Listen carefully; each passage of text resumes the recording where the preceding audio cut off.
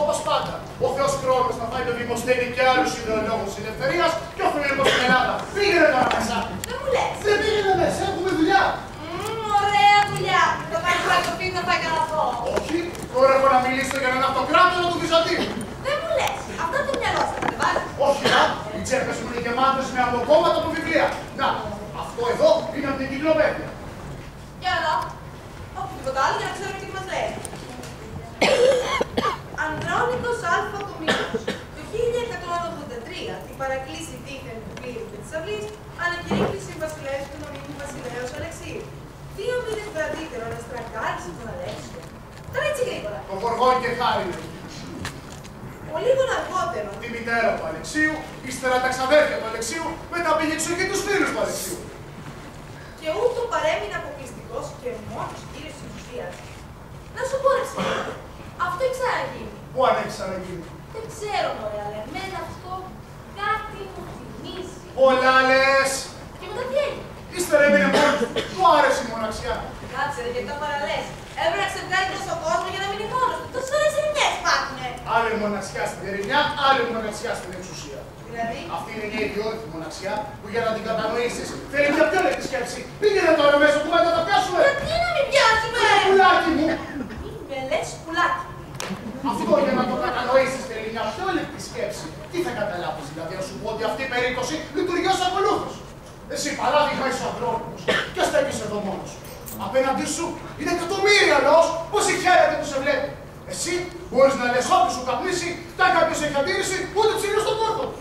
Μα καλά, αφού αυτός είναι ένας και άλλοι είναι εκατομμύρια. Γιατί δεν το κάνουν εκατομμύρια κομματάκια. Να βλέπεις, γι' αυτό σου λέω ότι για να το κατανοήσεις θέλει μια πιο λεπτή σκέψη. Ναι, αλλά τι στοίχημα πας ότι εμένα αυτό κάτι μου θυμίζει. Πήγαινε μέσα γρήγορα. Γιατί καλά, επειδή κάτι μου θυμίζει. Και πήγαινε μέσα γρήγορα. Αν πρέπει να κάνω αυτό, δεν υπάρχει όλα τα προβλήματα. Πού πρέπει να θα ανοίξουμε. Κυρίες και κύριοι, μία υποσημείωση μόνο. Ότι δηλαδή με τέτοιους αυτοκράτορες δεν είναι παράξενο που αργότερα μας πήραν την Κωνσταντινούπολη οι σύμμαχοί μας σταυροφόροι, στους οποίους είχαμε παραχωρήσει και βάσεις και λιμενικές προσεγγίσεις και περάσματα για τη Μέση Ανατολή. Ας ξαναγυρίσουμε όμως τον αντρονικό μας, για τον οποίο θα σας πει περισσότερα μια επαγγελματία ζητιάνα της εποχής της.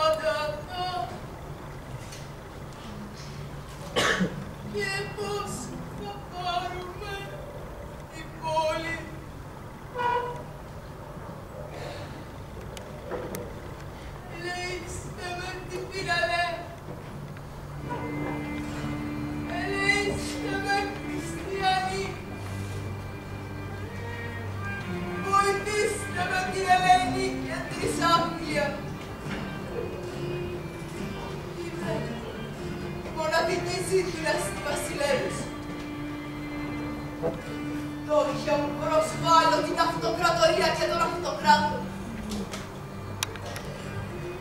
Όλοι είσαστε πλούσιοι, ευτυχισμένοι. Ζήτω ο Κύριος μας ο Ανδρώνικος. Ελεήστε με. Το όνειδος της πατρίδος.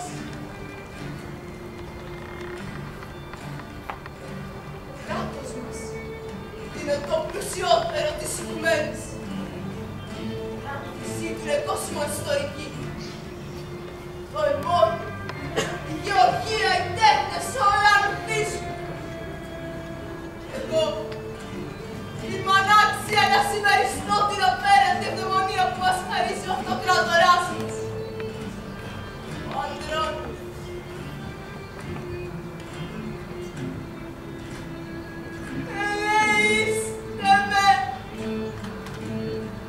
Έχω να φάω μέρες! Έχω να δω μεροκάματα από πέρυσι!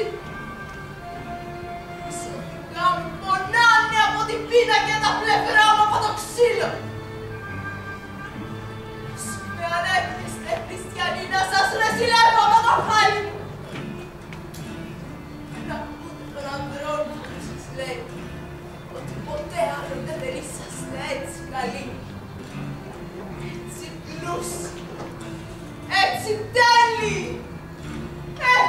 υπέροχοι! Ή μήπως δεν πιστεύετε τον αυτοκράτορά μας? Αχάριστοι, κακόπιστοι, ανικανοποίητοι Έλληνες!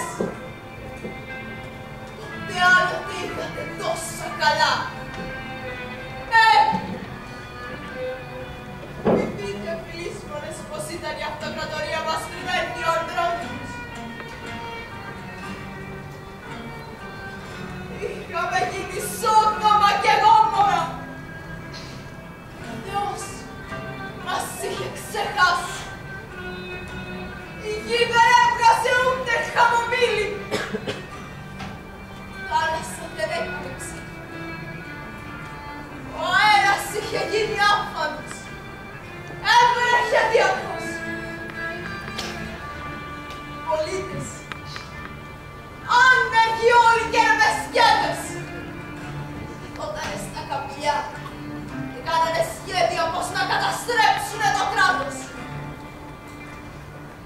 Νέοι μένανε αγράμματοι. Φοιτητές μαζεύονταν στα πανεπιστήμια και κουτσοβολεύανε την κοινωνία. Δημόσιοι λειτουργοί σαπλώνανε στα γραφεία τους και παίζανε πνεύμα, ζάρια και ξύλο.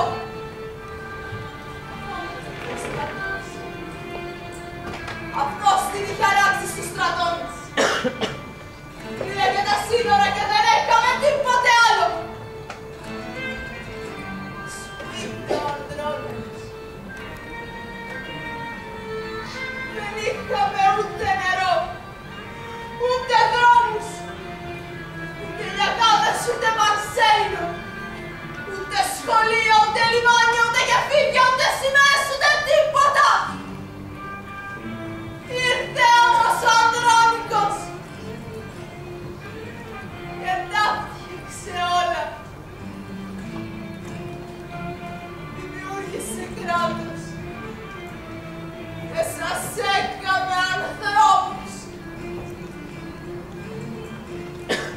Δώσετε τώρα μια ελεημοσύνη. Οι νεοχριστιανοί, καταλαβαίνετε! Βυζαντινά σας μιλάω! Σας ενοχλεί που λέω την αλήθεια. Λυνώστε με τουλάχιστον επειδή έχω το θάρρος της γνώμης μου. Επειδή λέω ελεύθερα και με τον τρόπο μόνο που νιώθω και που νιώθετε.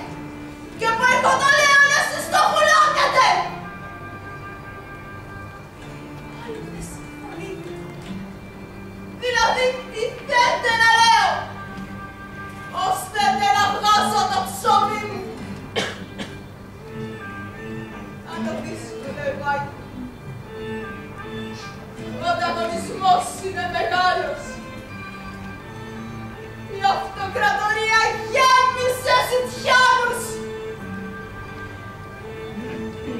Η αλήθεια τη ξέρουμε όλοι μας. Δεν συγκινεί πλέον κανέναν. Βρεις το δικό σου ανώκοτο να πεις. Δεν γυρίζει ούτε στραβός να σε κοιτάξει. Έστα σίκα σίκα και τη σκάβει παγιάτικος. Εσύ κάτι άλλο με το ρίχνει. Κοιτάνε. Χαμογελάνε.